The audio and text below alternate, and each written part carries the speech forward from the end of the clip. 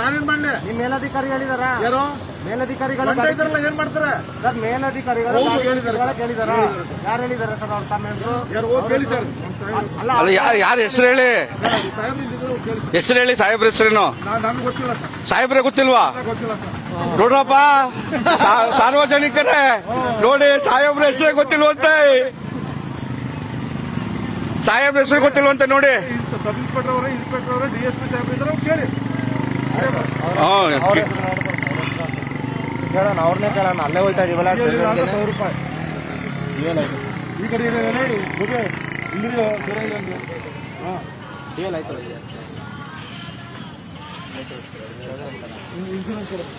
Key ಯಾರು ಕಿತ್ಕೊಂಡಿರೋದು? Key ಯಾರ್ದು ಕಿತ್ಕೊಂಡಿರೋದು? ಬನ್ನಿ ಈ ಕಡೆ. ಕಿತ್ಕೊಂಡ್ರ? ಹೋಗುವಾಗ ಅಂದಿವೆ ಅಲ್ಲಿ ದಾರಿಲಿ ಅಲ್ಲೇ ಕಿತ್ಕೊಂಡ್ರ?